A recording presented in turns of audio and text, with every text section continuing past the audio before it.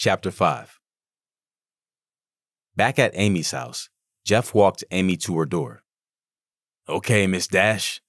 Have a good night. I'll see you in the morning." Jeff stepped down one step and watched her fumble for her keys. "Got 'em," she said. Amy put her key in the door and unlocked it, then cracked her front door open. She turned to Jeff and saw him stepping down the steps. "Jeff," she called out. He stopped and looked at her. She looked back at him and said, "The night doesn't have to end this early." Jeff stepped back up the steps, grabbed her, and started to kiss her lips while holding her tight. She felt so safe in his arms. She put her arms over his shoulders and started to kiss him back. Jeff pushed her through the front door, still kissing her. He took his left foot and kicked the front door closed behind them. Amy started to bite Jeff's bottom lip, kissing him gently on his right cheek until she reached his neck. She quickly unbuttoned his polo shirt and grabbed him by the chest. They were going at each other like two boxers in the ring. Jeff slid his right hand up her dress and realized Amy wasn't wearing any panties. He pulled back and looked at her. She smiled and took his hand, pushing it further up her dress. Now, Jeff was standing in the hallway topless. Amy grabbed Jeff's wrist and softly said, "Follow me." She then led Jeff up the stairs. Once she had him at the top of the steps, she started to kiss him again, backing him into her bedroom. Jeff lifted Amy off her feet. She wrapped her legs around Jeff, and he carried her towards the bed, laying her down. He pulled Amy's dress off and kissed her belly button, continuing to kiss up her side. She closed her eyes and imagined herself in heaven. She reached for his boxers while she was kissing him. Once she managed to get his briefs to his knees, she opened her legs wide, and Jeff got between her. "Wait, Jeff?" She stopped him and asked, "Do you have a condom?" Jeff stood back up, reached into his back pocket, pulled out his wallet, and took out a single gold and black Magnum condom. "Bingo," he said. She smiled, reached up, and pulled Jeff back on top of her. Jeff kicked off his pants and briefs from around his ankles, then looked at Amy and put his hands in her hair. He then entered her slowly. Amy closed her eyes one last time and received him. She began to moan his name and started to dig her nails in his back. Jeff made love to Amy all night. The next morning, Jeff's phone started to ring. Amy woke up from the sound of Jeff's phone. She looked over and saw Jeff still asleep and snoring. She pushed him and said his name. "Jeff, wake up. Your phone is ringing. Get up." Jeff woke up with sweat running down his forehead.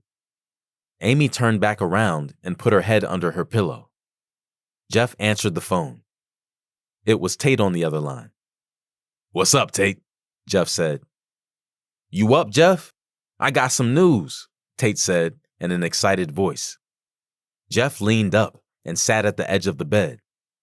"Okay, Tate, what is it?" "I don't think Mark acted alone in this. I believe someone is helping him, and I also believe that he's not telling us everything. The one thing that keeps coming to mind is how fast that lawyer showed up. Don't you think that was kind of fast? Like, how did he know we had him in custody? It was almost like it was planned for him to get caught and charged for the murder, because if we don't provide all proper evidence, he will get off in court." "Look, Tate, I told you, we have all we need to charge him. Trust me, he won't get off this. Take my word. I've been doing this for too long," Jeff replied. "Okay, Jeff. The husband will be here this afternoon, but for some reason, he only wants to talk to you." "Don't worry about the husband. I'll take care of him. Just put the paperwork together and all the evidence on my desk so I can get it together for the district attorney. If you need any help with it, I would gladly assist you. Jeff assured Tate. As Jeff was talking to Tate, Amy crawled over to Jeff and whispered in his ear where he was holding up his phone. "Who's that, Jeff?" "It's Tate," Jeff replied. "Oh, good morning, Tate," Amy said loudly. "I knew it. I knew you weren't going home last night, you lying sack of shit." "You were too busy collecting evidence in her bedroom," Tate replied. Jeff laughed and said, "It's not what you think, partner." "Oh, yeah, it is. You slept with that woman and she probably rocked your mic on camera, didn't she?" "You know what? Don't even answer that. Just don't lose focus on what's important here. Trust me, she's playing you, Jeff. Stop thinking with the head between your legs and think with the one on your shoulders. Now take your head out of her ass and get to the office," Tate replied. "Okay, but for your information, my head was up her ass last night," Jeff replied, then looked back at Amy and smiled. Tate rubbed his face tightly and took a deep breath. "Too much information, Jeff." "Okay, I'm on my way now." Jeff hung up the phone. "You know, you didn't have to say anything. Why do you have to get my partner mad? You know he doesn't like you." "Do you think I care if he likes me or not? I didn't fuck him. I fucked you. Now, if you'll excuse me, I have to get ready for work, and so do you." Amy walked to her bathroom, still naked. Jeff couldn't help but look at her ass as he walked into the bathroom behind her. Amy was fixing her hair in the mirror when Jeff asked her, "Why must you bother that man?" "Listen, Jeff, it's not my fault he doesn't like me. I've done nothing wrong to that man. He clearly has issues with himself. But can we please not talk about your partner at this time? I have to get ready.